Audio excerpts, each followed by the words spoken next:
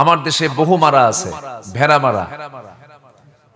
তারপরে না বসেন কিছুক্ষণ, আর একটু বসেন। আমি তো কাল ঢাকায় যাব, আমিও যাব তো, আমার কালকে সিলেট, বেশি দূরে না তো। আমি আসছি 8টার সময়, আপনি তো আসছেন 9টার। বলেন তো সভাপতি ছাড়া কি হয়? বলেন তো হয় এটা? বলেন তো এদিকে জায়েজ আছে? একটু এই থামেন। আচ্ছা একটু ভাইকে আমি কষ্ট দেব, একটু থাকেন না, কি আছে। আপনি তো আমাদের সভাপতি, সবার তিনি পতি না? থাকে, আল্লাহ আপনাকে কবুল করে নিয়েছেন, বলি আলহামদুলিল্লাহ। সর্বশ্রেষ্ঠ সূরার নাম কি বলেন তো? আর সবচেয়ে বড় সূরার নাম কি? সবচেয়ে শ্রেষ্ঠ আয়াত কোনটি? ওয়াজ আর কি করবো বলেন, সব তো জানি। সবচেয়ে বৃহৎ সূরা হলো সূরাতুল বাকারা, 286টি আয়াত, 286 আয়াত মিলে আল্লাহ তাআলা এই সূরা বাকারায় সুন্দর করে তিনি সাজিয়ে দিয়েছেন আমার আপনার জন্য। যা শুরু হলো, আমার ভাই শুরু করেছিলেন যালিকাল কিতাব লা রাইবা ফি, কোরআন দিয়ে শুরু করেছেন এবং শেষ করেছেন কি দিয়া? আল্লাহ রাব্বুল আলামিন শেষ করেছেন, বান্দা তুই এমন করে দোয়া কর, রব্বানা ওয়ালা তাহমিল আলাইনা ইসরান কামা হামালতাহু আলাল্লাযীনা মিন ক্বাবলিনা রব্বানা ওয়ালা তুহাম্মিলনা মা লা তাকাতা লানা বিহি ওয়া'ফু আন্না واغفر لنا وارحمنا أنت مولانا فانصرنا على القوم الكافرين। জোরে বলুন আল্লাহু আকবার। শুরু হলো এই কিতাবের চ্যালেঞ্জ দিয়া, শেষ হলো বান্দার দোয়ার মধ্য দিয়া। বান্দা আল্লাহর কাছে কেমন করে দোয়া করবে, আল্লাহ তাআলা সুন্দর করে সূরাটা দিয়েছেন। কোরআন যে আল্লাহর কিতাব, সংখ্যা তথ্যের একটা মিল এই কিতাবের মধ্যে খুঁজে পাওয়া যায়। সূরা বাকারার আয়াত সংখ্যা যেন কত বলেছি বলেন? 286। 286 অর্ধেক কত?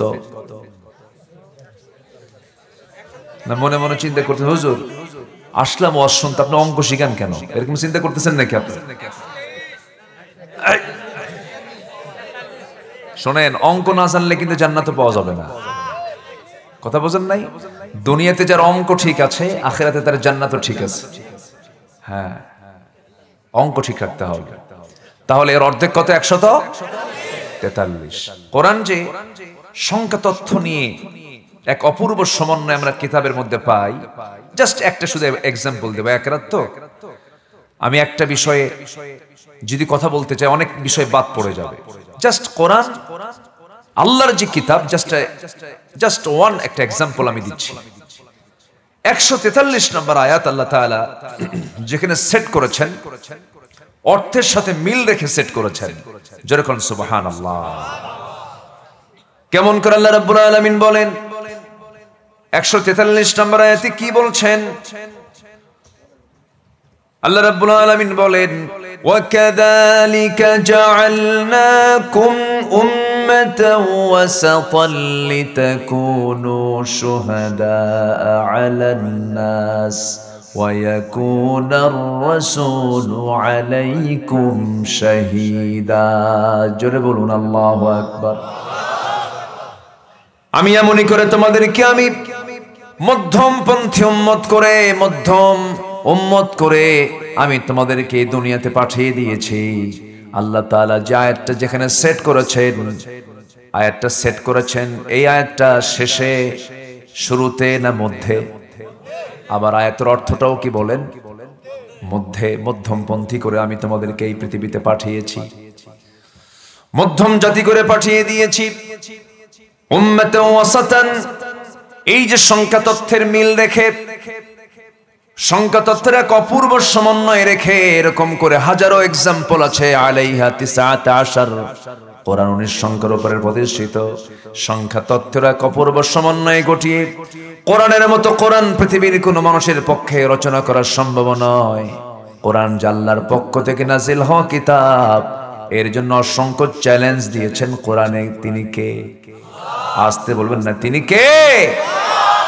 আল্লাহ তাআলা। আমি এই সম্প্রতি সেপ্টেম্বরে আমার কাতারে মাহফিল ছিল, তো কাতারে সেই সেমিনার শেষ করে আমি বিমানে দোহা টু ঢাকা আসতেছি। তো বিমানে তো চড়াই হয়, হঠাৎ করে আমার সেদিন বিমানে কয়েক হাজার ফিট উঁচুতে যখন দিনের বেলা আসতেছিলাম, সূর্যের কিরণ পড়ছিল আমার গায়ে, উইন্ডো সাইডে বসা, নিচের দিকে তাকিয়ে দেখি বিশাল মেঘমালার একটা স্তর। এই মেঘমালাগুলো দেখে আমি ভাবলাম, আল্লাহ, এগুলোর কি ওজন আছে নাকি? আমি জানি না, আমি জানতাম না, আমি এটা গবেষণা করিও নাই। তো পরে দেখি আধুনিক বিজ্ঞান বলছে, যারা মহাকাশ নিয়ে মহাশূন্য যারা গবেষণা করে, কিউমুলাস নামে একটা মেঘমালা আছে, এক প্রকার মেঘমালা কিউমুলাস, যার ওজন হলো 300 টন। কিউমুলাস নামে কিছু মেঘমালা আছে যাদের ওজন হলো 10 লক্ষ টন। ভালো আল্লাহ, এই ওজনগুলো তুমি যদি মেঘমালা যদি শুধু ছেড়ে দিতা, পৃথিবীতে কোনো বিল্ডিং থাকতো? কেউ টিকতো? ঝুলায় রেখেছেন তিনি কে? আসতে বলবে না, তিনি কে? পরক্ষণই ভাবলাম, আল্লাহ, এটা তো বিজ্ঞান বলতেছে। চিন্তা ফিকির করে বের করলাম কোথায় এই জাতীয় কোনো আয়াত খুঁজে পাওয়া যায়। আল্লাহ রাব্বুল আলামিন সূরাতুর রাদের 12 নম্বর আয়াতে বলছেন, হুয়াল্লাযী ইউরীকুমুল বারকা খাওফান ওয়া তামআন ওয়া ইউশিস সাহাবাস সিকাল। আল্লাহু আকবার। আল্লাহ রাব্বুল আলামিন বলছেন, তিনি তো সেই মহান প্রভু যিনি আকাশে উত্থিত করেন ঘন ভারী মেঘমালা। জোরে কোন সুবহানাল্লাহ। কোরআন সেই যুগে নাজিল হয়েছে যে যুগে বিমান আসেনি, কপ্টার আসেনি, রকেট আসেনি। মেঘমালার যে ওজন আছে, বিশ্বনবী মরু অঞ্চলের মানুষ তিনি জানবেন কেমনে মেঘমালার যে ওজন আছে? এই তথ্য কোরআনে কে দিয়েছেন? আসতে বলবেন না, কে দিয়েছেন? আল্লাহ দিয়েছেন। এইভাবে যদি আমি কোরআনকে নিয়ে কথা বলতে যাই, ঘন্টার পর ঘন্টা লেগে যাবে। এক কথায় কোরআনে নাই শব্দবাদ দিয়ে সবই আছে। ভোট দেব কেমনে, এটার পদ্ধতি কোরআনে বাদ পড়ছে। আসতে বলে, আছে না নাই? এটাও আছে। ভাবতেছেন যে ইসলামে মনে হয় রাজনীতি নাই। যে বলে ইসলামে রাজনীতি নাই, ওর ঈমানও নাই। ওর কি নাই? ঈমান নাই। ইসলাম অপূর্ণাঙ্গ না পূর্ণাঙ্গ? বলেন, ইসলামকে অপূর্ণাঙ্গ না পূর্ণাঙ্গ? তো পূর্ণাঙ্গ যদি ইসলামকে মানতে চান, রাজনীতিকে ইসলাম থেকে দূরে রাখতে চান কেন? রাসূলকে মহব্বতের কথা বলে, রাসূলের সুন্নাহ, নবীজির দাড়ি রাখা, সুরমা লাগানো, পাগড়ি পরা, এই সুন্নতকে মানতে রাজি। নবীজির উহুদের ময়দানের দাঁত ভাঙ্গা আর খন্দকের প্রান্তরের কোমর ভাঙ্গা সুন্নত আপনি মানতে রাজি নন কেন? আছে না? আসতে বলবেন না, আছে না নাই? আচ্ছা। সম্মানিত ভাইয়েরা, যারা রাসূলকে নামাজে মানতে চান, রাজনীতিতে, রাষ্ট্র অবস্থায় যারা রাসূলকে মানতে চান না, এটা একটা বড় ধরনের প্রতারণা। রাসূলকে মানবো আমরা এক জায়গায় না সব জায়গায়? এক জায়গায় না সব জায়গায়? সব জায়গায় মানবো আমরা। জোরে বলি ইনশাআল্লাহ। ইসলাম সবকিছু বলে দেয়। তো যাই হোক, সূরাতুল বাকারা থেকে আমি 3টা আয়াতে কারিমায় তেলাওয়াত করেছি, মিলাই দেব। কথার সঙ্গে আমি মিল করার চেষ্টা করছি আস্তে আস্তে। জোরে বলি ইনশাআল্লাহ। সূরাটার নাম কি বলেন তো? সূরাতুল বাকারা মানে কি? গাভী। প্রাণীর নামে আরো সূরা আছে, পিঁপড়া নামে সূরা আছে, সূরাতুন নামল, সূরাতুল ফিল আছে না? ফিল মানে কি? হাতি। সূরাতুন নামল মানে পিঁপড়া। পিঁপড়ার ভাষা বুঝেছেন একজন পয়গম্বর, বলেন কে? ইসমাইল ভাই আপনি সব ওয়াজ শেষ করে দিচ্ছেন, আপনি প্রচুর ওয়াজ তো সব এদিকে হয়ে গেছে। আচ্ছা, পৃথিবীতে কি কোনো ভাষাবিদ আছে যে ভাষাবিদ পিঁপড়ার ভাষা বোঝে? তাহলে আপডেট কারা? পৃথিবীতে সবচেয়ে জ্ঞানী মানুষ কারা বলেন তো? নবীরাই তো। হাজার হাজার বছর আগে মন্তিকাত তাইর সাল্লাল্লাহু আলাইহি ওয়াসাল্লাম যিনি প্রাণীর ভাষা বুঝতেন, উদখুলু মাসাকিনাকুম, উদখুলু মাসাকিনাকুম, পিঁপড়া তার কর্মীদেরকে ডাক দিয়ে বলছে তাড়াতাড়ি ঘরের মধ্যে ঢুকে পড়ো। সুলাইমান আসতেছে তার বাহিনী নিয়ে, তাদের পায়ে পিষ্ট হয়ে পদপিষ্ট হয়ে সব মরে যাবে। এই ভাষাটা কানে চলে গেছে আল্লাহর পয়গম্বরের। জোরে কান সুবহানাল্লাহ। চট করে পিঁপড়ার যে লিডার তাকে ধরে ফেললেন, ধরে হাতের তালুতে নিয়ে দুই রাজার মধ্যে কথা চলতেছে। সুবহানাল্লাহ বলবেন না? ফাতাবাসসামা দাহিকান, আমার নবী সেখানে সেখানে আল্লাহর পয়গম্বর সাল্লাল্লাহু আলাইহি ওয়াসাল্লাম একটু মুস্কি মুস্কি হাসি মারলেন, তার কথাগুলো শুনলেন। জোরে কান সুবহানাল্লাহ। জ্ঞানীর বাহাদুরি দেখাও। তুমি কয়টা ভাষার জ্ঞানী হয়েছো? কয় ভাষা তুমি জানো? আল্লাহর পয়গম্বররা, আল্লাহ তাআলা তাদেরকে এই পৃথিবীর সবচেয়ে বড় জ্ঞানী করেছেন। জোরে কান সুবহানাল্লাহ। ওয়া আল্লামা আদম আল আসমাআ কুল্লাহা, পৃথিবীতে আদমের মতো জ্ঞানী মানুষ আর পৃথিবীতে আসবে না, যাকে আল্লাহ তাআলা পৃথিবীর সকল কিছুর নামে শিক্ষা দিয়েছেন। কুল্লাহা, সব আমার বাপজান জানতেন। তাহলে আমার বাপ মূর্খ না জ্ঞানী? তাহলে জ্ঞানী পিতার সন্তান হবে মূর্খ না জ্ঞানী? আমরা কি? হ্যাঁ, ভালো করে জ্ঞানী পিতার জ্ঞানী সন্তান হওয়ার কথা ছিল। বুকটা ফেটে যায়। 18 কোটি মুসলমান, শিক্ষা ডিপার্টমেন্ট আছে, মন্ত্রণালয় আছে, বুকটা ফেটে যায়। 18 কোটি মুসলমানের আমার মনে হয় 17 কোটি মুসলমান কোরআনটাকে সহি করে পড়তে পারে না, তার বেশি হবে কোরআনই পড়তে পারে না। আমার দেশের মুসলমান যতটুকু নামাজ পড়ে, নামাজ পড়ানোর কি যোগ্যতা আছে? যে মুসল্লির নামাজ পড়ানোর যোগ্যতা নেই, তার নিজের নামাজও তো হয় না। কি ঠিক আছে না? যে মুসল্লি নামাজ পড়ানোর যোগ্যতা রাখে না, তার নিজের নামাজও হয় না। আমরা কোথায় আছি? মুসলমান, আমার দেশের মুসলমান বেনামাজি।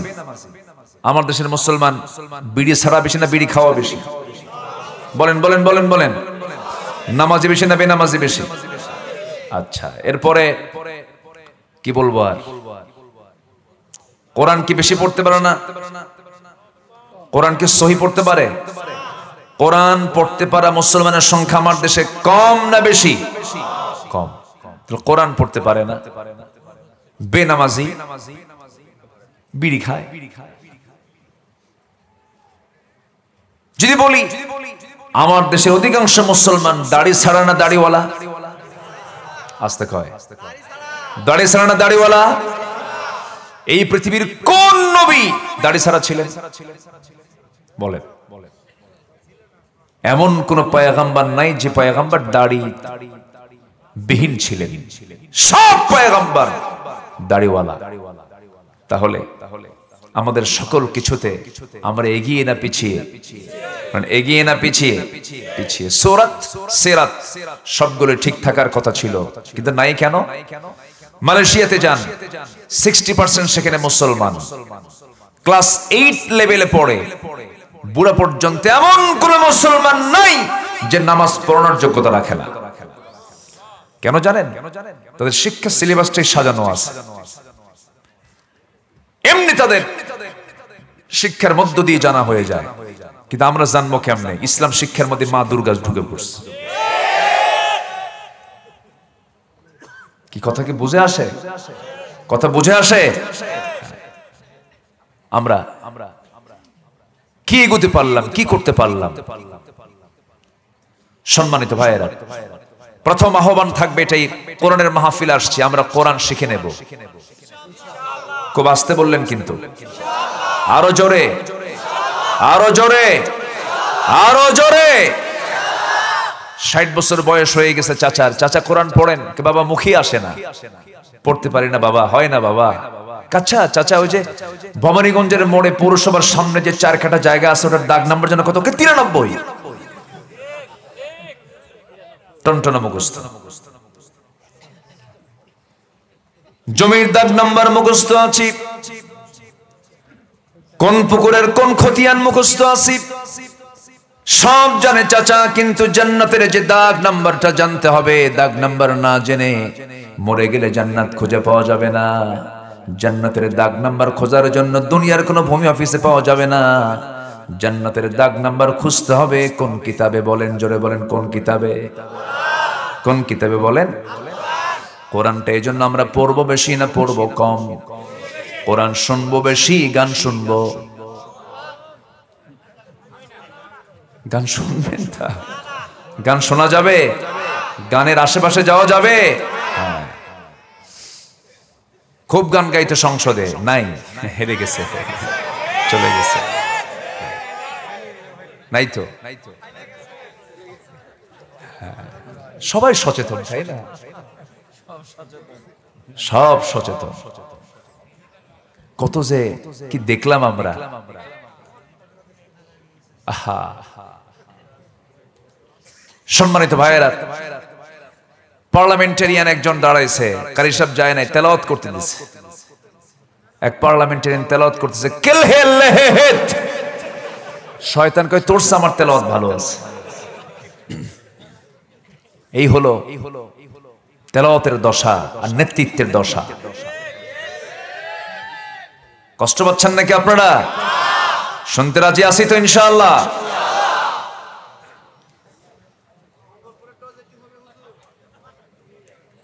জি, জোরে বলি ইনশাআল্লাহ। মঙ্গল কোথায়? মঙ্গল তো হয়নি, ও তো অমঙ্গল হইছে। জি, দেখা যাক ইনশাআল্লাহ। সূরাটার নাম কি বলেন? সূরাতুল বাকারা। বাকারা মানে হলো গাভী। বাকারা মানে কি? গাভী। গাভী কি কমন প্রাণী না আনকমন প্রাণী? কমন। ফিল মানে কি?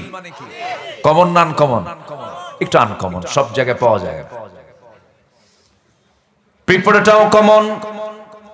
আবার মাকড়সা আছে সূরাতুল আনকাবুত, কামাসালিল আনকাবুত। আল্লাহ রাব্বুল আলামিন মাকড়সার সঙ্গে তিনি তুলনা করেছেন।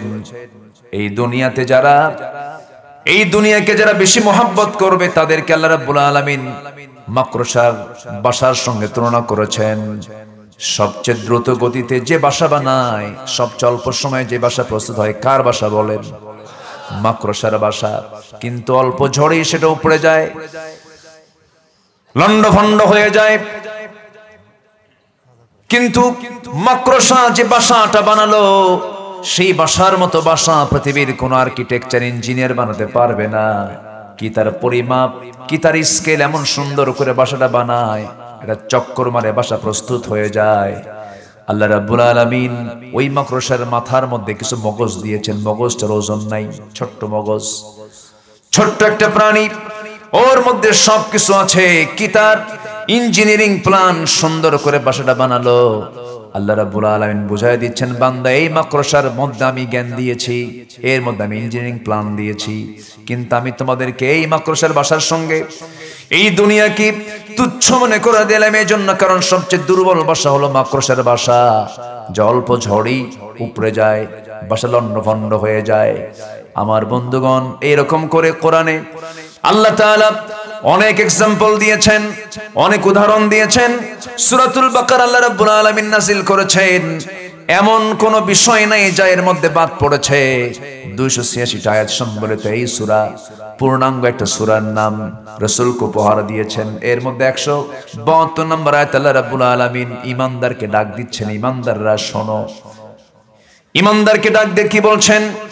ইয়া আইয়ুহাল্লাযীনা আমানু কুলু মিন তাইয়্যিবাতি মা রাযাকনাকুম ওয়াশকুরু লিল্লাহ ইন কুনতুম ইয়্যাহু তা'বুদুন। জোরে বলুন আল্লাহু আকবার। আল্লাহ তাআলা ডাকতেছেন বেঈমানকে না ঈমানদারকে? এখানে আমরা বসে আছি কারা?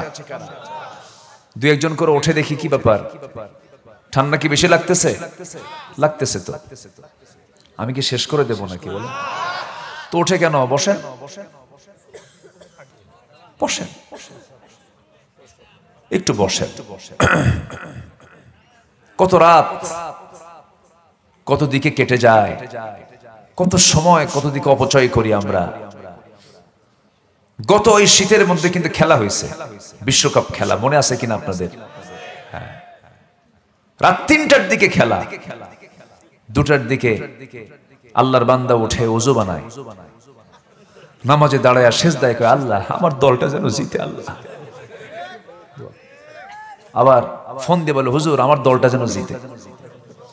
কি আবেগ! খেলা চলে কোথায়? ব্রাজিল আর্জেন্টিনার মারামারি হইয়া ব্রাহ্মণবাড়িয়া ২ জন শহীদ হয়। চিন্তা করেন আপনি। তাহলে রাত ৩টার দিকে খেলা দেখতে কোনো আপত্তি নেই, কোনো ক্লান্তি নেই। কোরআনের মাহফিল তো ভাই, বসে শোনা আগে দরকার না ধৈর্য আগে দরকার? আগে ধৈর্য দরকার। বসে একটা পয়েন্ট আমি নিয়েছি মাথায়, আমি উপস্থাপন করব। জোরে বলি ইনশাআল্লাহ। আল্লাহ ইমানদারকে ডাকছেন। কাকে ডাকছেন বলেন তো? ইমানদার কাকে বলে? এটা একটা বিষয় তো। আমার দেশে কিন্তু বহু লোকের নামও আছে ঈমান আলী। নাম আছে না? নাম ঈমান আলী, আর কিছু লাগে নাকি? নাম হলো ঈমান আলী। ফজরে ওঠে না, নাক ডেকে ঘুমায়। নাম হলো রমজান আলী। রমজান মাস আসলে পরে দুপুর বেলা ভাত খায়। নাম হলো আতর আলী। গাজার গন্ধে কাছে যাওয়া যায় না। নাম হলো হিম্মত আলী। সাইকেলের চাকা বাঁশলে সিথো পড়ে। নাম হলো খোকা মিয়া, বয়স হলো ৯০ বছর। নাম হলো বাদশা মিয়া, ভিক্ষা করা হাইকোর্টের সামনে। নাম রাখছে বাদশা মিয়া। নাম দিয়ে তো কোনো কাম হবে না। ইমানের নাম রাখলে ইমানদার হওয়া যাবে না। ইমান আনতে হলে, ইমানদার হতে হলে ইমান আনতে হবে। আল্লাহ রাব্বুল আলামিন নির্দিষ্ট বিষয়কে নির্দিষ্ট করে দিয়েছেন, এই সমস্ত বিষয়ের প্রতি তোমার পূর্ণ বিশ্বাস আনতে হবে। যেমন আল্লাহ তাআলা এক জায়গায় বলছেন আল্লাযীনা ইউমিনুনা বিল গায়ব। অদৃশ্যের প্রতি যারা বিশ্বাস আনবে, আল্লাহকে দেখা যায় না, না দেখি বিশ্বাস করতে হবে। আল্লাহ তাআলা এক জায়গায় বলছেন আমানার রাসূলু বিমা উনজিলা ইলাইহি মির রাব্বিহি ওয়াল মুমিনুন কুল্লুন আমানা বিল্লাহি ওয়া মালাইকাতিহি ওয়া কুতুবিহি ওয়া রুসুলিহি লা নুফাররিকু বাইনা আহাদিন মির রুসুলিহি وقالوا سمعنا وأطعنا غفرانك ربنا وإليك المصير। জোরে বলুন আল্লাহু আকবার। আল্লাহকে মানলাম, রাসূলকে মানলাম না হবে না। রাসূলকে মানলাম, কিতাবকে মানলাম না হবে না। কিতাবকে মানলাম, আমি অন্য কিতাবকে বিশ্বাস করলাম না হবে না। কিতাবকে মানলাম, আখিরাতকে মানলাম না হবে না। আখিরাতকে মানলাম, ফেরেশতাকে মানলাম না হবে না। সবগুলোকে বিশ্বাস করতে হবে। এক কথায় কোরআন শুরু হয়েছে বা দিয়া, বিসমিল্লাহ দিয়া শুরু হয়েছে, নাস দিয়ে শেষ হয়েছে। নাসের সিন আর বিসমিল্লাহর বা। এই যে বা থেকে সিন পর্যন্ত, এর মাঝে যদি কোনো বান্দা যদি একটা হরফকেও যদি অস্বীকার করে, তার ঈমান আছে না গেছে? ঈমান আছে না গেছে? চলে গেছে। আমার দেশে বহুত বুদ্ধিজীবী আছে, তারা বলে কোরআনের আইন দিয়ে কি আর আজকে সমাজ চলতে পারে? নাজিল হয়েছে ১৫০০ বছর আগে, এখন কি চলে? থাপড়ায় ৩২ দাঁত ভাঙ্গা দরকার বেদবদের, ঠিক কিনা? সূর্যের বয়স কত? কে অসল মনে হয়? কে সূর্য পাল্টা? চাঁদের বয়স কত? যে চাঁদের মালিক আল্লাহ, যে সূর্যের মালিক আল্লাহ, যে আকাশের মালিক আল্লাহ, মজবুত আকাশ, বিগাইরে আমাদিন তারাউনাহা, সে আল্লাহ দিয়েছেন কোরআনকে সংবিধান করে। বুক উঁচু করে আজকে আমার দেশের নাস্তিকরা কথা বলে, সময় আসুক। সময় আসবে না? আজ থেকে সময় আসবে না? দিন আসবে না? হয়তো আজকে কারো জন্য পৌষ মাস যাচ্ছে, কারো জন্য সর্বনাশ হচ্ছে।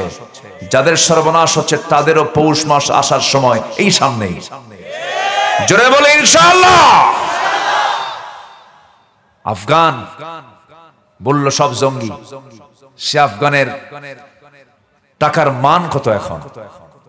তারা ঘুরে দাঁড়িয়েছে গোটা পৃথিবীতে, দ্রুত ঘুরে দাঁড়িয়েছে। মালয়েশিয়ার প্রধানমন্ত্রী চেয়ারে যিনি বসে আছেন তিনি একজন ইসলামপন্থী মানুষ। তুরস্কের মসনদে যিনি বসে আছেন প্রায় 20 বছর পূর্ণাঙ্গ ডানপন্থী একজন মুসলিম। বেশি দিন দূরে নয়, রাশিয়ার মসনদ আগামী 50 বছর পর মুসলমান নেতৃত্বে চলে আসবে ইনশাআল্লাহ। আসবে। ইসলাম ছিল, আছে, থাকবে। পৃথিবীতে আর কিচ্ছু থাকবে না। জোরে বলি ইনশাআল্লাহ, জোরে বলি ইনশাআল্লাহ। কোরআন কার? আসতে বলবেন না, কোরআনটা কার? আল্লাহ। সম্মানিত ভাইয়েরা, আমরা ঈমান আনবো, আংশিক না পুরোপুরি? পুরোপুরি ঈমান আনতে হবে। একটু তাকান আমার দিকে। আমার বন্ধুগণ, ঈমানদারকে ডাক দিয়ে বলছেন, যারা ঈমান এনেছ, আল্লাহ রাব্বুল আলামিন প্রথমে তিনি হুকুম করছেন, কুলু মিন তাইয়্যিবাতি মা রাযাকনাকুম ওয়াশকুরু লিল্লাহি ইন কুনতুম ইয়্যাহু তা'বুদুন। জোরে বলুন আল্লাহু আকবার। কুলু, তোমরা খাও, লা তাকুলু, তোমরা খেও না। খেতে বলেছেন কে? আবার খেতে নিষেধ করেছেন কে? এক জায়গায় বলছেন লা তাকুলু, খেও না। এই জায়গায় বলছেন কুলু, খাও। লা তাকুলুর রিবা দাআফাম মুদাআফা, তোমরা চক্রাকারে সুদের কারবার করো না, সুদ খেও না। এখানে আল্লাহ তাআলা বলছেন কুলু মিন তাইয়্যিবাতি মা রাযাকনাকুম, তোমরা খাও পবিত্র যে রিজিক আমি তোমাদেরকে দিয়েছি। যেরকম সুবহানাল্লাহ। আজকে মুসলমান হালাল খায় না সুদ খায়।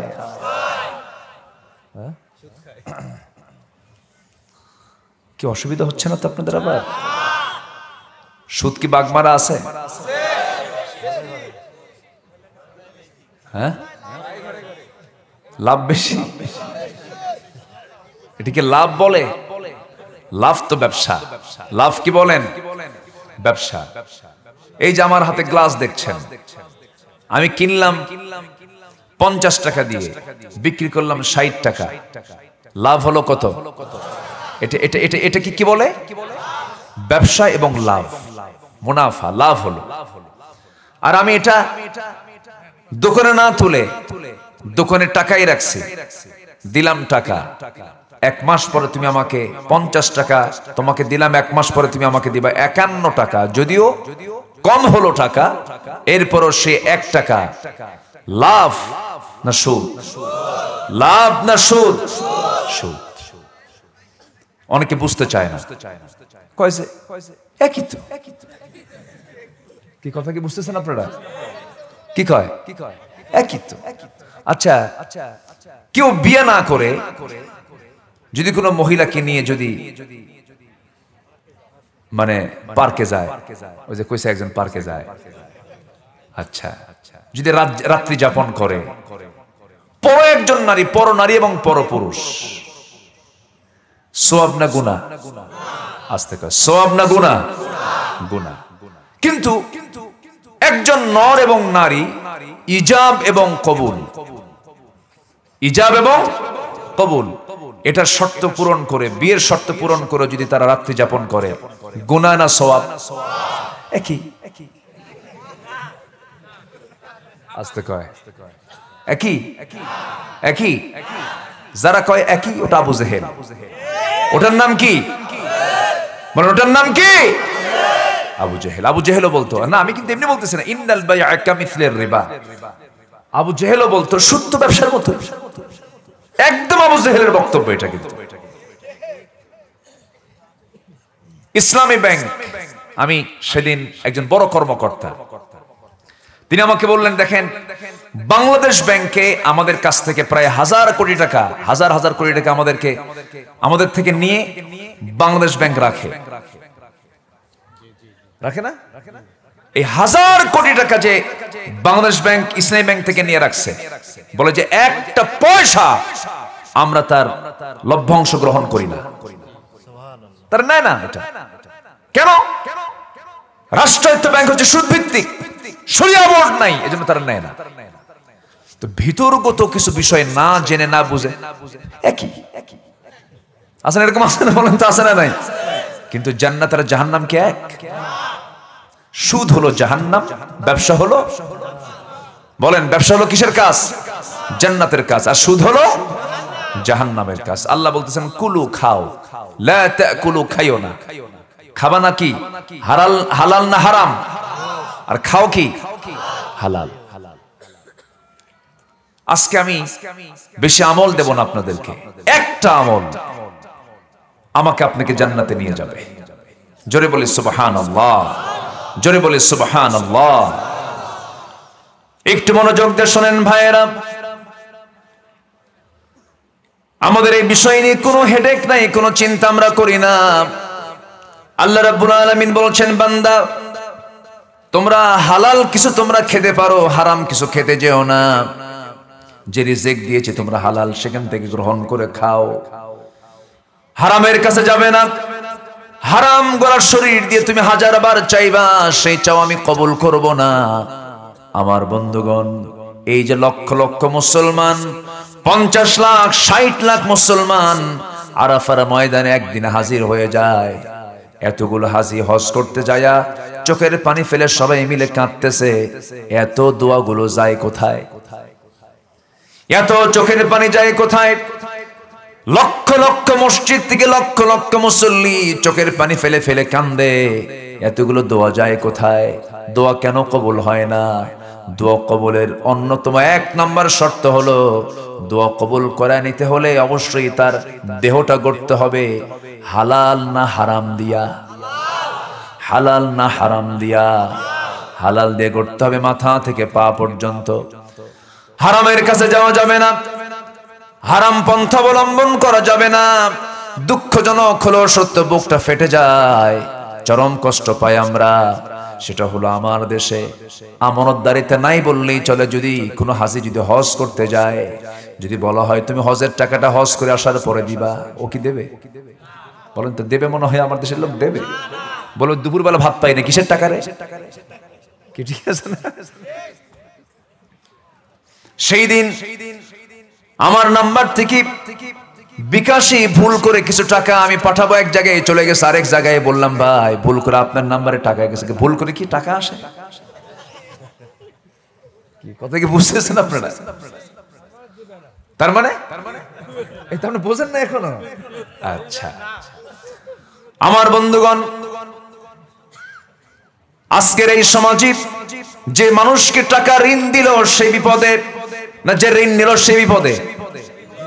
বলেন বলেন বলেন বলেন বলেন। কিন্তু যে ঋণ নিল তার ইতি বিপদে থাকার কথা ছিল। ঋণ গ্রহীতা ঋণদাতাকে খুঁজে খুঁজে বের করে তার ঋণটা শোধ করবে, কারণ কিয়ামতের দিন একটা শহীদ আল্লাহর সামনে হাজির যদি হয় ঋণ নিয়া, তার শাহাদাতটা ক্যান্সেল হয়ে যাবে ঋণের কারণে। এত বড় গুরুত্বপূর্ণ একটা বিষয়, কিন্তু আজকে আপনি একটা মানুষকে ঋণ দেওয়া মানে আপনার সঙ্গে তার বন্ধুত্ব নষ্ট হয়ে যাওয়া। আমার বন্ধুগণ, হাল খাতা করে অধিকাংশ দোকানদার বলে হুজুর 10% টাকা উঠছে, সব খাইয়া গেছে। সব কি খেয়ে চলে গেছে, কেউ টাকা দেয় না।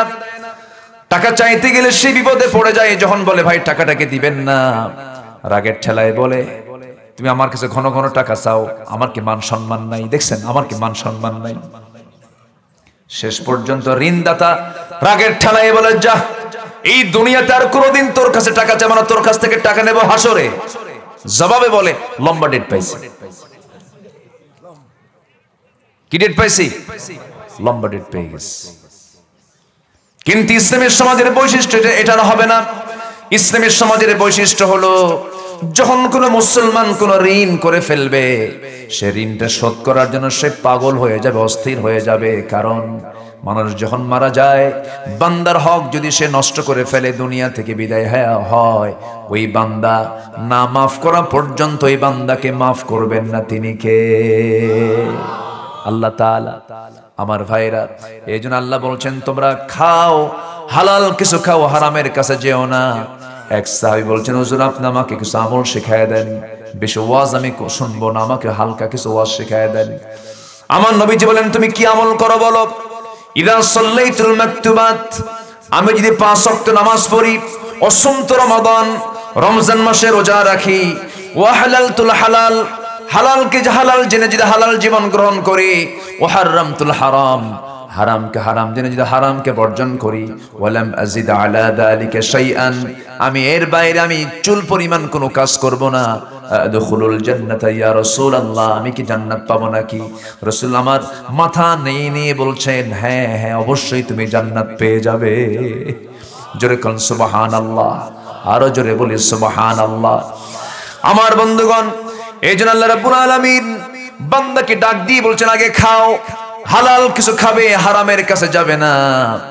হালাল যখন আপনি খাবেন, আপনার দোয়া কবুল করবেন কে? একজন সাহাবীর কথা মনে হয়ে গেল, সাদ বিন আবি ওয়াক্কাস রাদিয়াল্লাহু তাআলা আনহু। এই সাদ বিন আবি ওয়াক্কাস রাদিয়াল্লাহু তাআলা আনহু সারা জীবন যত দোয়া করেছেন সব দোয়া আল্লাহ রাব্বুল আলামিন কবুল করে নিয়েছেন। তাকে প্রশ্ন করা হলো, সাদ তুমি যে দোয়াটাই করো সেই দোয়া কবুল হয়, এর কারণটা কি? সাদ বিন আবি ওয়াক্কাস বলেন আমি সারা জীবন আমার পেটের ভিতরে 1 লোকমা হারাম খাবার কখনো তুলি নাই। যেরকম আল্লাহু আকবার। এই সাদ বিন আবি ওয়াক্কাস রাদিয়াল্লাহু তাআলা আনহু কোন এক যুদ্ধের ময়দানে 10,000 মুজাহিদ নিয়ে যুদ্ধের ময়দানে ঝাঁপিয়ে পড়লেন। মুসলমানদের বিজয়ে চলে আসলো, সামনে বিশাল বড় একটা সমুদ্রের সামনে পেলেন। মুজাহিদদেরকে ডাক দিলেন, মুজাহিদরা এই যে বিশাল বড় দরিয়া দেখতে পেতেছো, সাগর দেখতে পাচ্ছ, কালিমার পতাকা তোমরা এই পারি দেখতে চাও উড্ডীন অবস্থায়, না ওপারও তোমরা উড্ডীন করতে চাও, বিজয়ী করতে চাও, আল্লাহর দিন ওপারও তোমরা ছড়িয়ে দিতে চাও, কারা কারা? আমরা সবাই চাই। তাই যদি হয় এই সমুদ্র পার হবো কেমনে? তার জন্য কোনো রণতরী নাই, কোনো জাহাজ নাই, কোনো শিপ নাই, কেমন করে আমরা ওপারে যাব? অতএব আমি সিদ্ধান্ত নিয়েছি আল্লাহর কাছে প্রার্থনা করে আমি চোখ বন্ধ করে এই সমুদ্রের বক্ষে আমার ঘোড়া দাবড়ায় দেব, ঘোড়া চালায় দেব। তোমরা আমাকে ফলো করবে কিনা? হ্যাঁ আমরা আপনাকে ফলো করব। বিসমিল্লাহ বলে সাদ বিন আবি ওয়াক্কাস দোয়া করে ঘোড়াটা সমুদ্রের বক্ষে তিনি ছেড়ে দিলেন। এপার থেকে ওপার সব চলে গেলেন, পার হলেন। আল্লাহর কসম করে একটা ঘোড়ার খুর পর্যন্ত পানি স্পর্শ করে নাই। জোরে কান সুবহানাল্লাহ। ওপার পাড়ি জমালেন, ওপারে চলে গেলেন।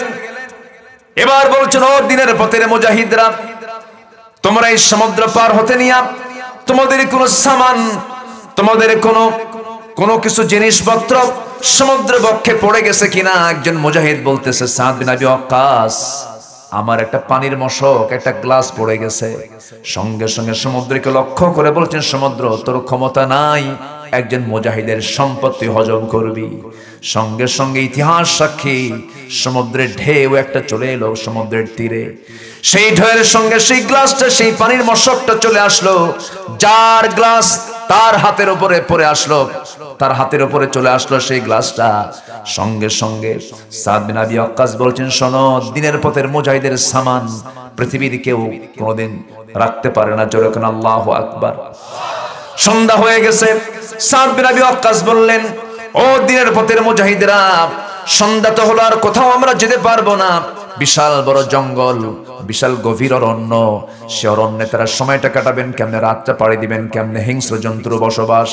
এমন সময় সাদ বিন আবি ওয়াক্কাস আল্লাহকে খুশি করে, সেজদা দিয়ে আল্লাহকে খুশি করে এবার ওই গভীর অরণ্যের একটা উঁচু টিলার উপরে দাঁড়ালেন। উঁচু এলাকায় দাঁড়ালেন, উঁচু জায়গায় দাঁড়ায়া সমুদ্র জঙ্গলের সমস্ত হিংস্র জন্তুদেরকে লক্ষ্য করে বলছেন, ও বনের হিংস্র জন্তুরা, তোমরা আমাদেরকে চিনছো কিনা জানি না, আমরা হলাম রাসূলুল্লাহর সাহাবী, দ্বীনের পথের মুজাহিদ, যুদ্ধ করতে আসছি, দ্বীনকে বিজয়ী করার জন্য আমরা জিহাদে আসছি। আমরা চলে যেতাম, কিন্তু এই গভীর রাতে কোথায় যাব? এই জায়গায় স্যার আমাদের কোনো বিকল্প জায়গা নাই বিশ্রাম নেওয়ার। আমরা আজকে এই জঙ্গলের ভিতরে আজকে রাতটা কাটাবো, তোমরা আমাদেরকে পাহারা দেবে, কোনো ডিস্টার্ব করবে না। ইতিহাস সাক্ষী সাদ বিন আবি ওয়াক্কাস এই বক্তব্য দিয়েছেন, এই বক্তব্যের ভাষা বনের জন্তুরা পর্যন্ত বুঝে গেছে। জোরকান সুবহানাল্লাহ।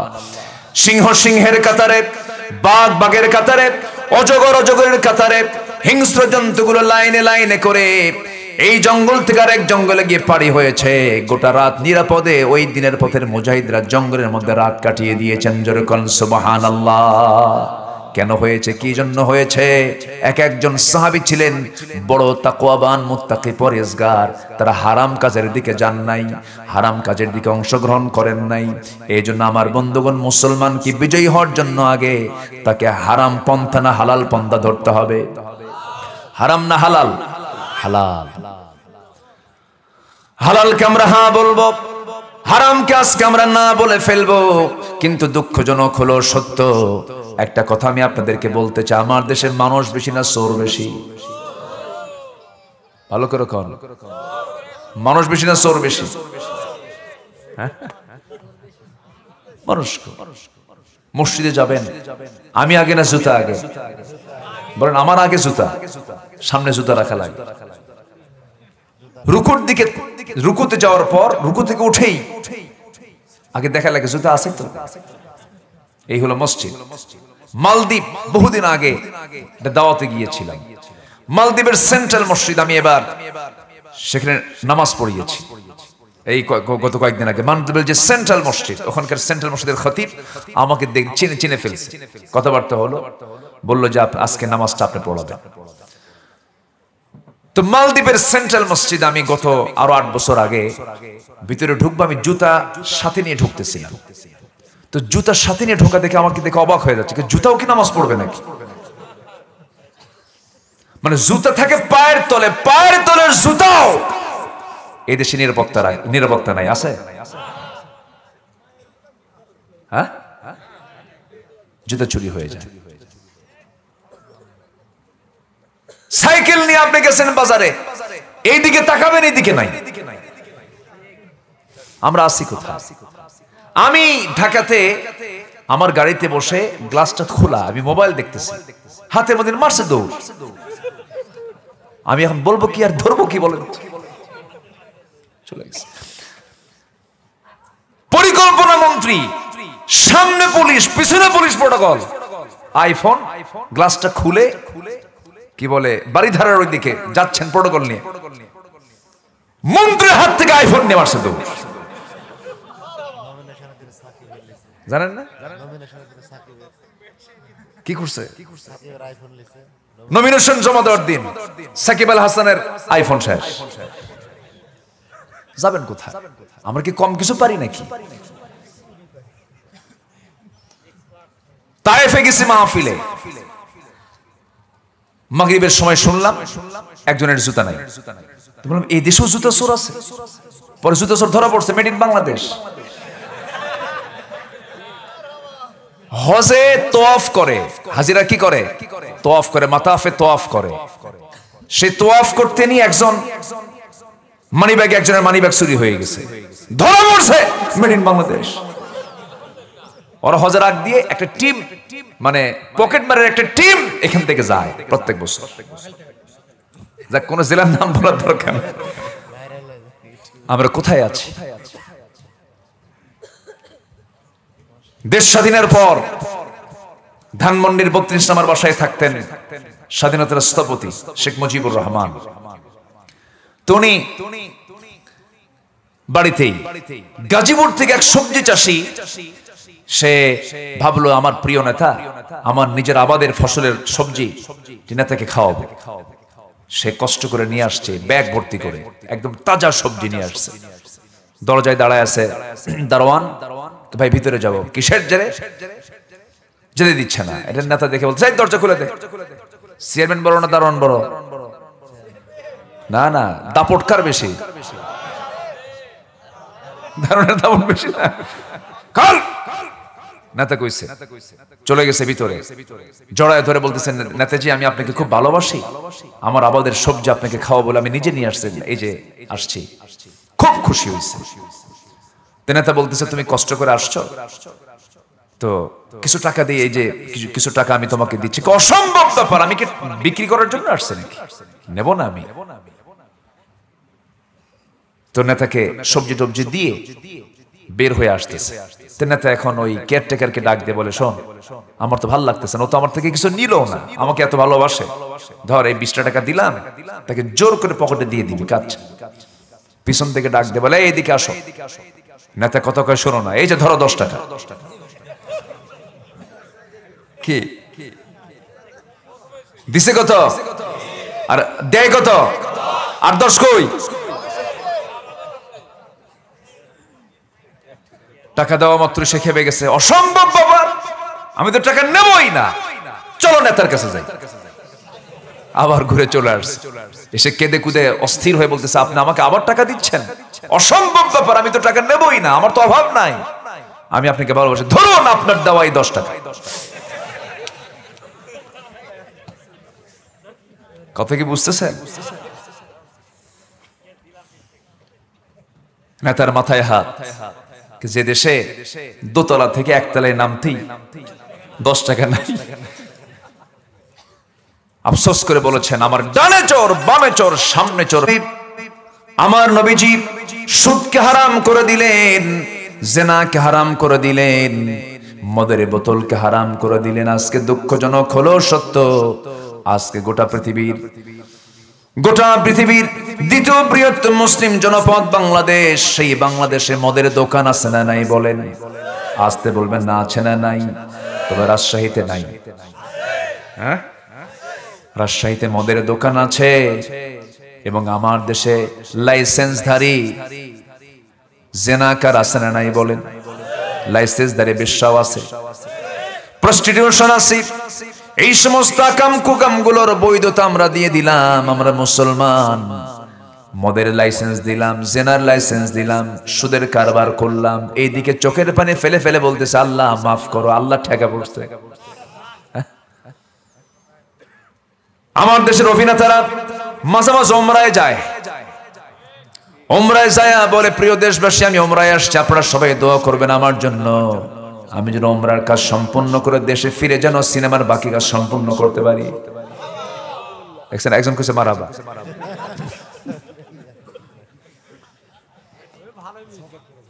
আমার বন্ধুগণ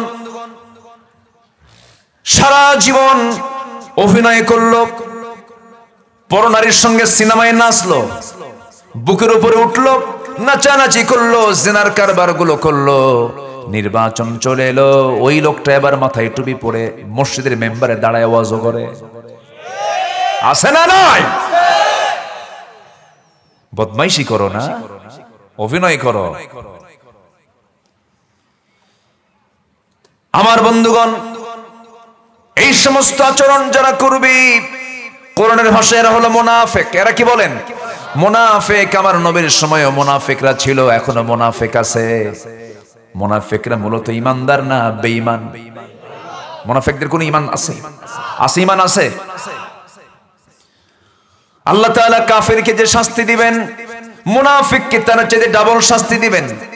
ইসলামের ক্ষতি সবচেয়ে বেশি করেছে কোন কাফের মুশরিক নয়, ইসলামের সবচেয়ে বেশি ক্ষতি করেছে মুনাফিকেরা। রাসূলকে কষ্ট দিয়েছে বেশি মুনাফিকেরা। ইসলাম ধর্মের সবচেয়ে বড় ক্ষতি করেছে মুনাফিকেরা। আজকের সমাজেও ইসলামের সবচেয়ে বড় ক্ষতি করছে মুনাফিকেরা, ঠিক কি না? মুনাফিকরা সবচেয়ে বেশি ক্ষতি করছে।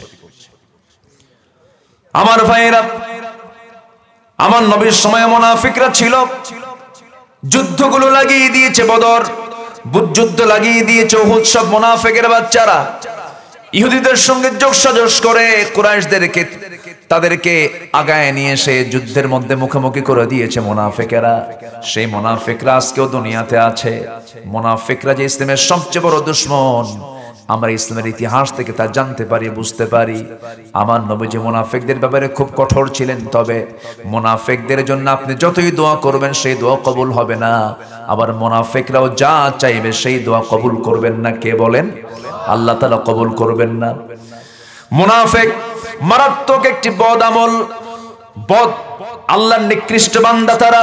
আল্লাহ তাদেরকে কখনো সহ্য করতে পারেন না। আল্লাহ রাব্বুল আলামিন মুনাফিকদের ব্যাপারে বলছেন, ইন্নাল মুনাফিকিনা ফিদ দারকিল আসফালি মিনান নার ওয়া লান তাজিদা লাহুম নাসীরা। মুনাফিকদের জন্য কোনো সাহায্যকারী নাই। মুনাফিকরা জাহান্নামের সবচেয়ে নিম্ন দেশে, সবচেয়ে তলদেশে তারা অবস্থান করবে। কেন? মুনাফিকরা ইসলামের সবচেয়ে বড় ক্ষতি করে ফেলে, গোড়ার কেটে দেওয়ার চেষ্টা করে। নবীর পিছনে নামাজ পড়েছে, নবীর ওয়াজ শুনে শুনে চোখের পানি ফেলে ফেলে কেঁদেছে, নবীর জন্য খুব পেরেশান ছিল। অথচ সে মুনাফিক। মুনাফিক চিহ্নিত হয় মসজিদে নয়, মুনাফিক চিহ্নিত হয় দান সদকায় নয়, মুনাফিক চিহ্নিত হয় দাড়ি জুব্বায় নয়, মুনাফিক চিহ্নিত হয় হলো জিহাদের ময়দানে। কিসের ময়দানে? জিহাদের ময়দানে। মুনাফিকরা সুদ চায়, মুনাফিকরা জেনা চায়, মুনাফিকরা আকাম কুকাম চায়। ইমানদাররা এগুলো সহ্য করতে পারে না। আমার নবীজির সময় মুনাফিক ছিল, নবীজির পিছনে ইক্তেদা করেছে, কিন্তু রাসূল তাদের কি বুঝতে পারেন নাই, কিন্তু বুঝতে পেরেছেন যুদ্ধের সময়, জিহাদের সময় নবীর পিছনে ইক্তেদা করেছে, সারা জীবন চোখের পানি ফেলে ফেলে কেঁদেছে, কিন্তু সে ছিল মুনাফিক। আমার বন্ধুগণ, এমন একটা মুনাফিকের যখন মরণ হলো, নবীর কাছে সংবাদ চলে এলো অমুক মুনাফিক মারা গেছে, আব্দুল্লাহ ইবনে উবাই মারা গেছে।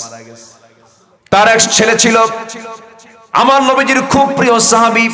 নবীর কাছে সে বলতেছে, হুজুর আমার বাপ মারা গেছে, আমি জানি সে মুনাফিক, কিন্তু আমার তো বাপ, আমার দয়া মায়া হচ্ছে হুজুর, দেখুন তো আমার বাবার জন্য আপনার গায়ের একটা জুব্বা আপনি দিবেন কিনা, বরকত স্বরূপ আমার আব্বার গায়েটা জানাজার কাফনের খাবার হিসেবে দিয়ে দেব। আমার নবীজি দয়ার সাগর ছিলেন। নবীজি তার দেহের সুন্দর একটা জুব্বা, ব্যবহৃত একটা জুব্বা মুনাফিক লোকের ছেলেটার হাতে দিয়ে দিলেন। এবার সেই সাহাবী করলেন কি, তার মুনাফিক পিতার জন্য আমার নবীজির ব্যবহৃত জুব্বাটা নিয়ে চলে গেলেন। মুনাফিক বাবার গায়ে জুব্বা পরায়া দিলেন। আবার দ্বিতীয়বার এসে বলতেছে, ইয়া রাসূলুল্লাহ, আমার বাপ মুনাফিক ছিল, আমি জানি, আপনার ব্যবহৃত জুব্বা আমি তার গায়ে দিয়ে দিয়েছি। হুজুর দেখেন তো আমার বাবার জানাজাটা পড়ানো যায় কিনা। রাসূল মনে মনে ভাবলেন, আমার প্রিয় সাহাবী, মানা করি কেমনে, ঠিক আছে চলো, তোমার আব্বার জানাজা আমি রাসূল পড়াবো, যাও চলো। চলে গেছেন জানাজায়। আমার নবীজির জানাজা অংশগ্রহণ দেখে সাহাবে কেরাম সব চলে আসছেন। একজন সাহাবী ওমর ফারুক রাদিয়াল্লাহু তাআলা আনহু, খুব গরম সাহাবী, পিছন থেকে নবীজিকে বারবার জুব্বা টেনে টেনে বলতেছে, হুজুর আপনি কার জানাজা পড়ান, সে তো মুনাফিক, আপনি কার জানাজা পড়ান, সে তো মুনাফিক, আপনি কার জানাজা পড়ান, সে তো মুনাফিক।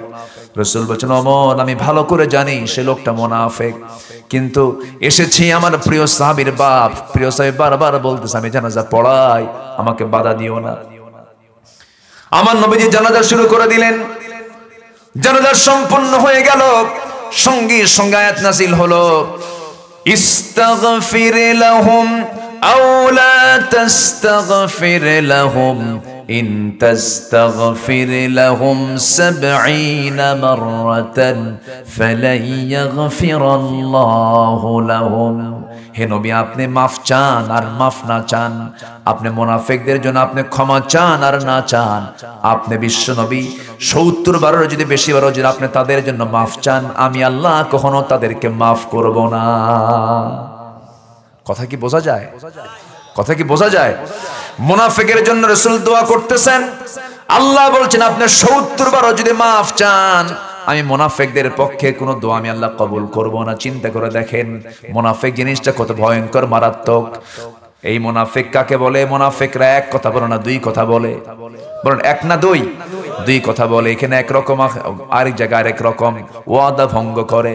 নির্বাচন আসলে পরে এক কথা হয়, নির্বাচন চলে গেলে আরেক কথা হয়। আস্তে কোন কেন, জোরে কোন, ঠিক কিনা?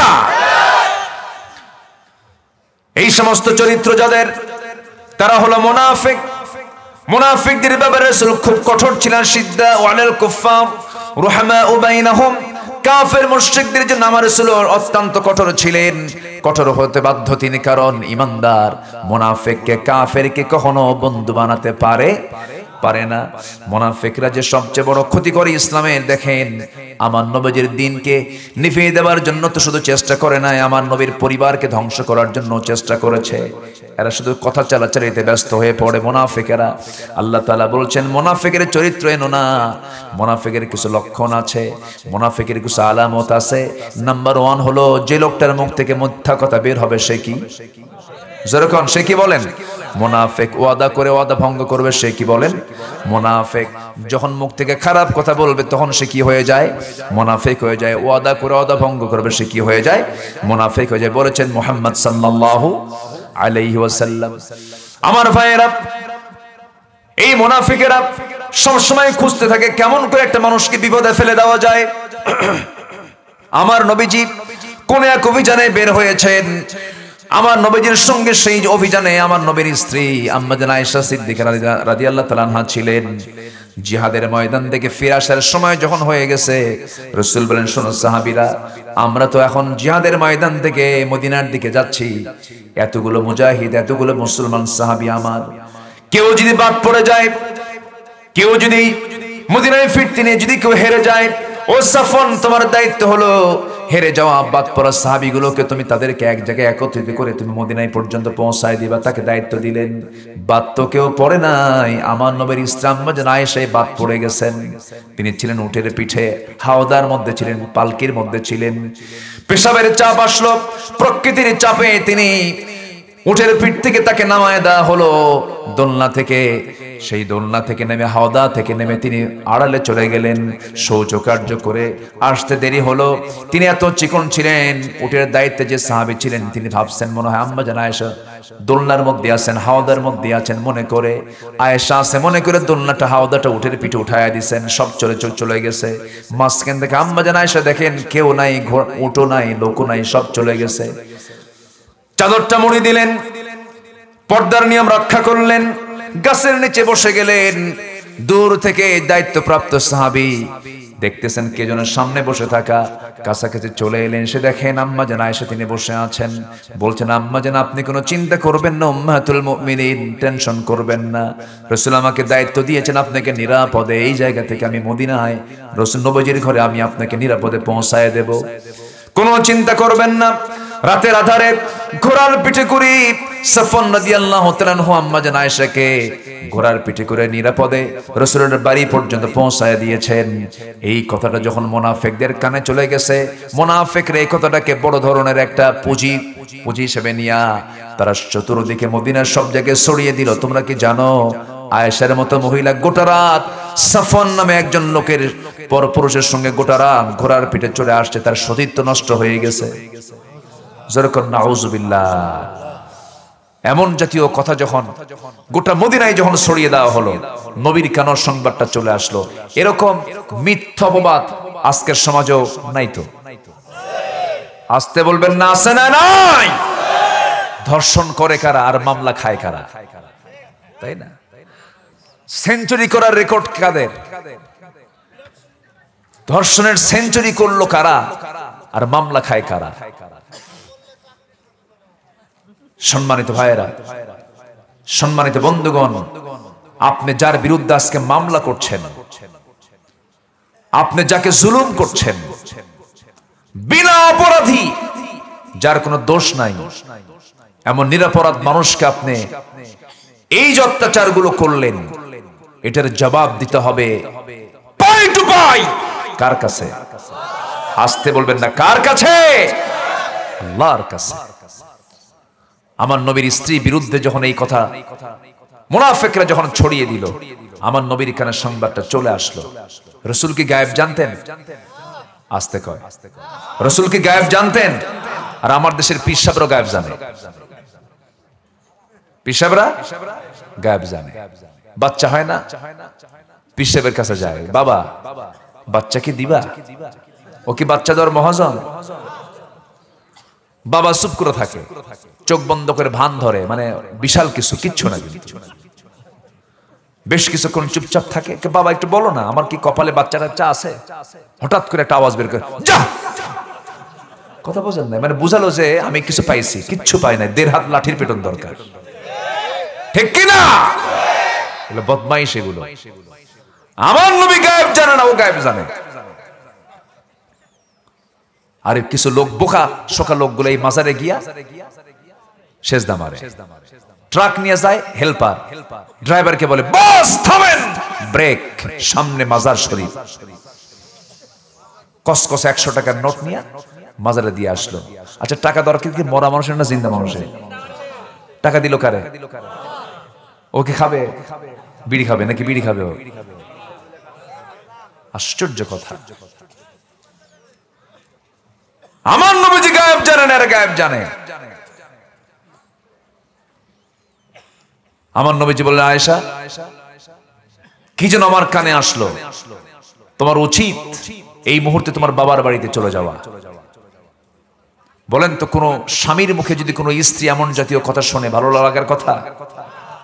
যেন আকাশ ভেঙে পড়লো। আম্মা যেন আয়েশার মতো মানুষকে মুনাফিকরা এরকম পেচের মধ্যে ফেলে দিল।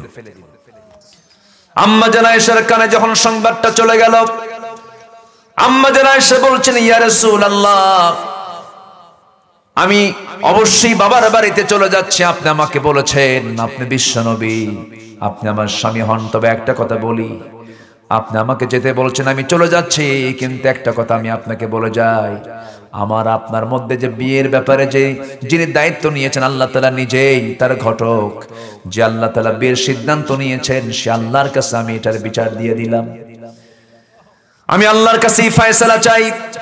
এই কথা বলেই তিনি বাবার বাড়িতে চলে গেলেন। নবীজি রাতের বেলা ঘুমাতে যান, হাতটা গায়ে দেন, বারবার হাতটা গায়ে দেন, কিন্তু আয়েশা নাই, বুকটা খান খান করে। নবীজির গোটা রাত আয়েশার জন্য তিনি পেরেশান, কান্নায় তার বালিশগুলো ভিজে যাচ্ছে। আম্মা জান আয়েশা চলে গেছেন বাবার বাড়ি। মেয়েদেরকে বিয়ের পরে মানায় বাবার বাড়ি না স্বামীর বাড়ি। বাবার বাড়ি গিয়ে তিনি পড়ে আছেন। আমার নবীজির ঘুম হয় না গোটা রাত। ওইদিকে আম্মা জান আয়েশা সেজদায় পড়ে পড়ে কাঁদেন, রাসূলও কাঁদেন, আয়েশাও কাঁদেন।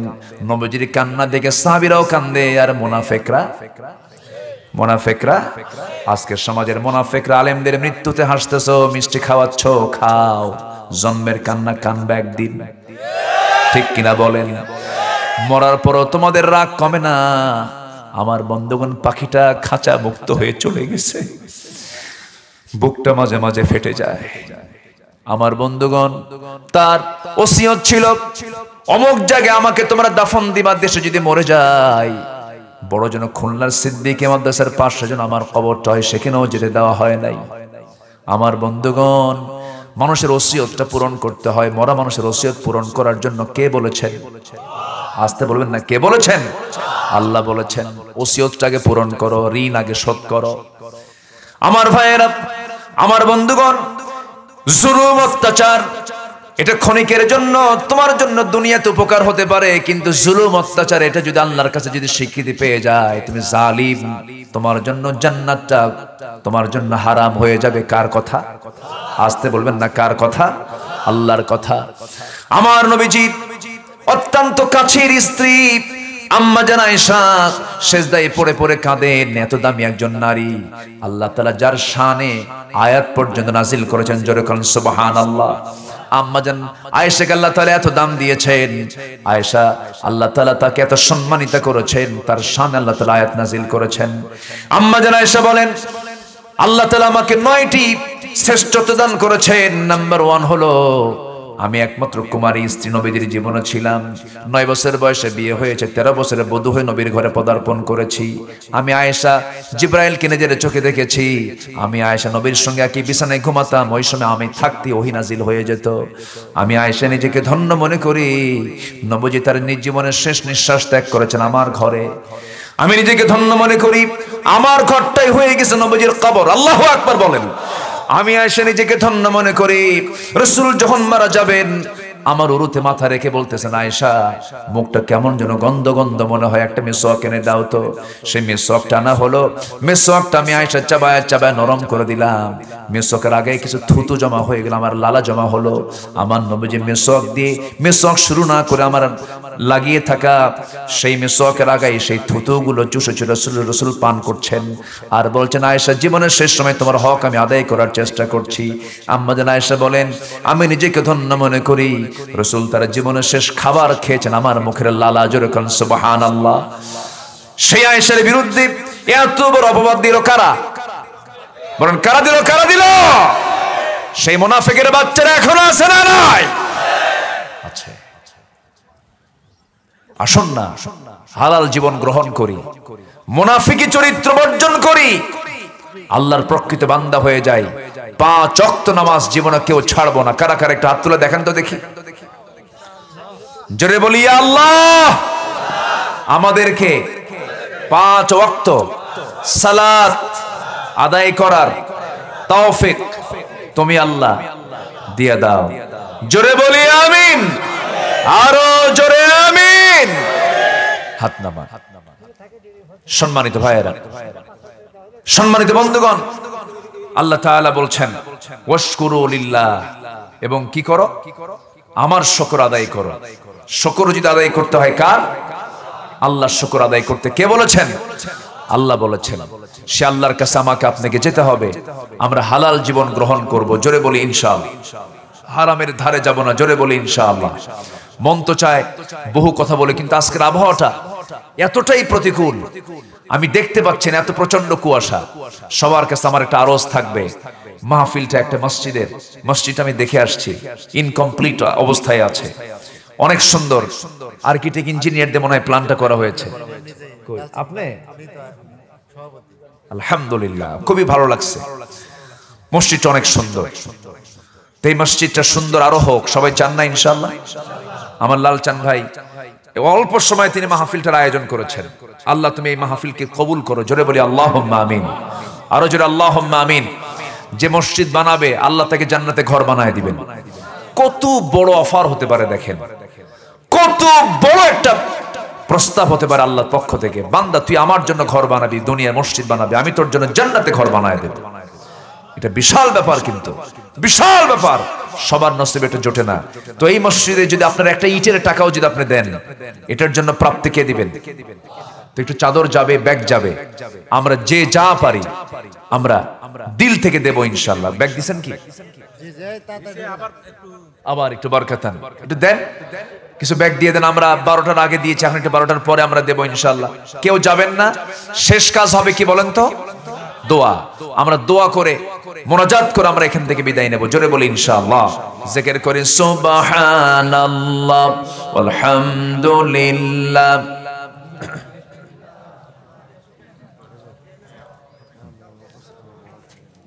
মাহফিলের সম্মানিত উপস্থাপক, প্রেজেন্টেটর, আমার প্রিয় ভাই হাফিজ, বড় আলেমে দ্বীন, তিনি মসজিদের জন্য দিয়েছেন 1000 টাকা। জোরে বলি মারহাবা। আল্লাহ কবুল করুন। মঙ্গলবাড়ি না, ওটা কি মঙ্গলপুর? মঙ্গলপুর আগামী বছর আসতেছে ইনশাআল্লাহ। জি, আগামী বছর আসবো ইনশাআল্লাহ। জোরে বলি ইনশাআল্লাহ। ইমদাদুল হক তিনি দিয়েছেন, আমার ইমদাদ ভাই, জি তিনি দিয়েছেন বরকতান কিছু টাকা দান করেছেন। আল্লাহ তুমি তার দানকে কবুল করো। জোরে বলি আল্লাহুম্মা আমিন। ব্যাগ যাচ্ছে, আমরা সবাই দেব। আপনি যদি উঠে যান মাহফিলের সৌন্দর্য নষ্ট হয়ে যাবে, বাগানটার সৌন্দর্য নষ্ট হবে। আপনি ফুল বাগানের আপনি উঠবেন তো একটা ফুল কমে যাবে। বসেন, আমরা দ্রুত দোয়া করব। প্রচন্ড কুয়াশা আসতেছে, আমরা দোয়ার মধ্য দিয়ে শেষ করব। জিকির করে সুবহানাল্লাহ। এখনই শোনাব। আরো জোরে সুবহানাল্লাহ আলহামদুলিল্লাহ লা ইলাহা। আরো জোরে লা ইলাহা। এই মাইক হলো, একটু আওয়াজ বাড়ান। আরো জোরে লা ইলাহা।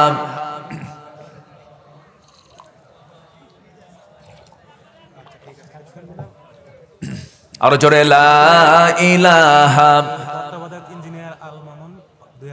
তত্ত্বাবধায়ক ইঞ্জিনিয়ার আল মামুন তিনি দিয়েছেন 2000 টাকা। জোরে বলেন মারহাবা। আমার লালচান ভাই গত বছর আম্মাকে হারিয়েছেন, দোয়া চেয়েছেন। আব্বা, আব্বাকে হারিয়েছেন তিনি।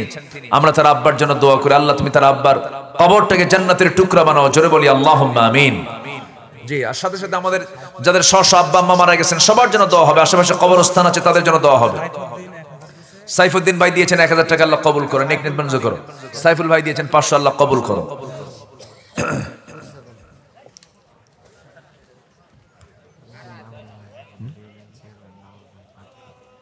আচ্ছা, মামুন ভাই কোথায়?